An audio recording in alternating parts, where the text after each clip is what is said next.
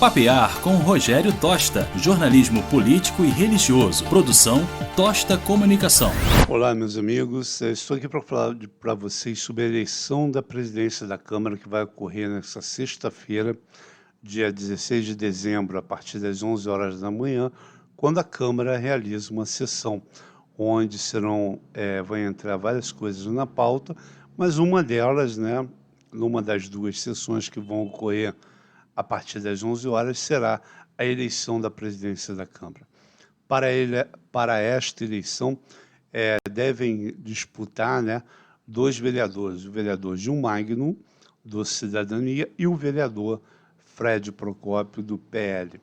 Correndo aí por fora, podemos dizer assim, tem o vereador Mauro Peralta, que nas últimas sessões anunciou que seria candidato também, colocando seu nome para concorrer à presidência da Câmara. Mas acredito eu que a disputa deve ficar entre o vereador Fred Procópio e o vereador Gil Magno. Alguns vereadores apostam na candidatura do vereador Mauro Peralta, mas não para presidente, e sim para primeiro secretário da Câmara, papel que eles consideram importante e também acreditam que o vereador vem realizando muito bem ao substituir o primeiro secretário, que é o vereador Yuri Moura, que devido a vários compromissos, e se preparando aí para assumir o cargo de deputado estadual, para o qual foi eleito nas eleições desse ano, algumas vezes tem sido obrigado a se ausentar da Câmara Municipal. Então, o vereador Mauro Peralta conta com o apoio, sim, mas para ser candidato a primeiro secretário e não à presidência da Câmara. Por isso, acredito eu que a disputa fique realmente entre o vereador Gil e o vereador Fred, e que tem características um pouco diferentes, mesmo defendendo algo em comum que os dois têm, que é o diálogo institucional com o Poder Executivo. Para os dois vereadores, a Câmara deve ampliar esse diálogo, mas, ao mesmo tempo, manter a sua independência. E a diferença entre os dois é pelo fato de que o vereador Gil Magno faz parte da bancada do governo, a bancada que dá apoio ao prefeito Rubens Montempo, inclusive ele foi ou é ainda o líder do governo na Câmara, e já o vereador Fred Procópio não é um vereador de oposição, mas é um vereador independente com críticas, ao postura, a algumas ações do governo municipal. Digo que ele não é de oposição porque ele não se declara oposição ao governo municipal, mas se declara vereador independente com posição crítica e muitas vezes duras com relação ao prefeito Rubens Montempo, ao seu governo. Então, por causa dessas duas diferenças, alguns vereadores acreditam que o vereador Fred Procópio seria melhor na presidência, porque manteria uma independência um pouco maior do Poder Legislativo com relação ao Poder Executivo, mesmo ele não se declarando oposição, mas a sua postura agrada muito e, com isso, ele tem apoio dos vereadores que, de fato, se colocam numa posição de oposição ao governo municipal, por causa da sua postura independente, mas também pela forma de diálogo que ele procura ter. Já o vereador Gil, como eu disse, é da bancada governista, então a proximidade dele com o Poder Executivo é muito maior, além do fato dele reunir em torno dele os vereadores que realmente dão apoio ao governo municipal. São apenas essas diferenças. No restante, os dois vereadores, assim, a Câmara como um todo, procura dessa vez manter um diálogo para tentar chegar a um consenso sobre a eleição para a mesa diretora, com uma construção de uma mesa diretora que possa dar solidez ao legislativo, para que ele continue contribuindo, ao mesmo tempo sendo crítico, do governo municipal com relação à reconstrução da cidade devido à tragédia e para o desenvolvimento social e econômico do município, que precisa ser feito, já que nós temos aqui um crescimento grande da pobreza na cidade por diversos fatores, a pandemia, a tragédia, a crise econômica dos últimos anos e outros fatores que contribuíram para isso, como fechamento de empresas, perda de emprego. Então, isso trouxe um número maior de pessoas abaixo da linha da pobreza. Então, é preciso fazer isso. Então, relembrando, né, nessa sexta-feira, a partir das 11 horas, sessão da Câmara Municipal, quando acontece a eleição para presidente e a eleição para os demais cargos da mesa diretora, que é composta por presidente, vice-presidente, primeiro e segundo secretário. O vereador Ringo Ramos, atual presidente da Câmara, não será candidato à reeleição, mas poderá concorrer para um outro cargo, pode concorrer para ser secretário, para ser vice-presidente, né, da Câmara Municipal.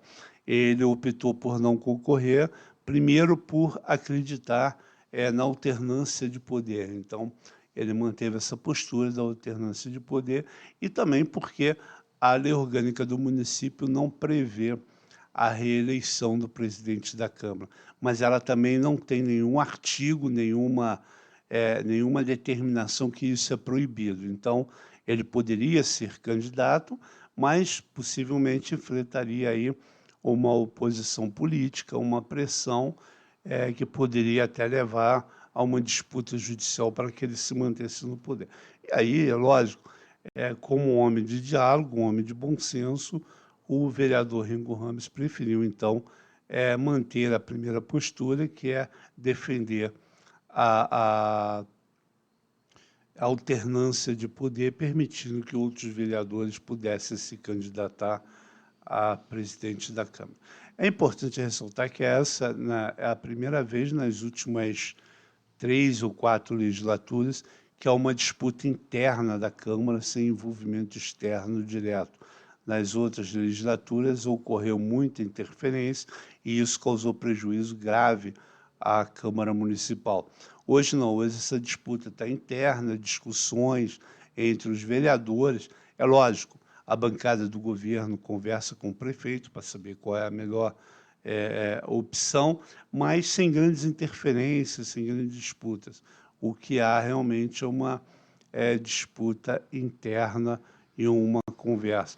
Então, amanhã, né, será um dia importante para a Câmara, porque a eleição do próximo presidente, isso vai interferir, de certa maneira, no processo político para os próximos 2 anos, 2023 e 2024, quando acontece a eleição municipal.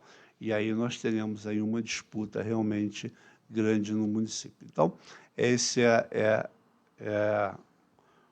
a notícia da Câmara Municipal para amanhã.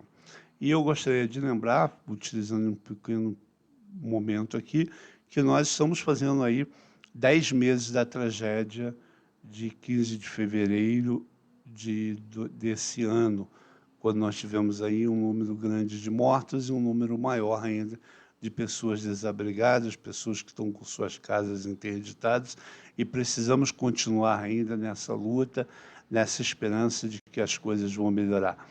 É verdade que nem tudo acontece como gostaríamos, né?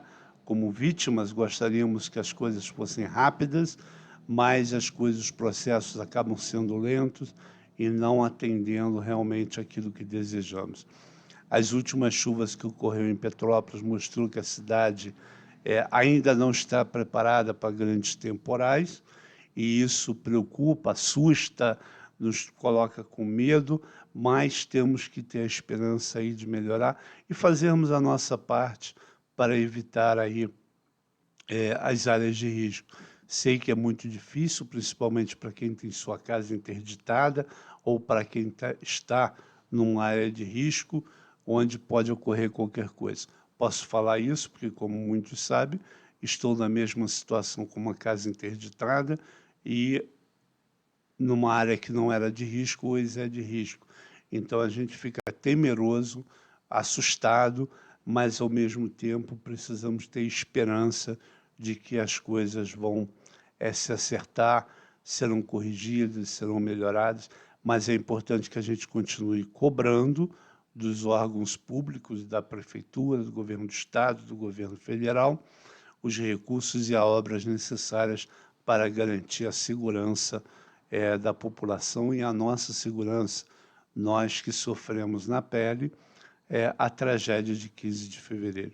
Ninguém podia imaginar que isso pudesse ocorrer, mas ocorreu, e nós sabemos que Petrópolis é uma bomba, a qualquer momento pode acontecer novas tragédias, e nós precisamos nos preparar com uma cultura de prevenção, mas, ao mesmo tempo, cobrar do poder público municipal, estadual e federal as obras de prevenção e as medidas de prevenção que precisam ser feitas.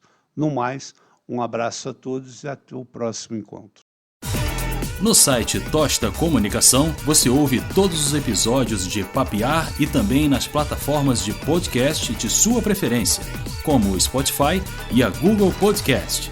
Assine ou siga Papear com Rogério Tosta para ser avisado sempre que tiver um novo episódio.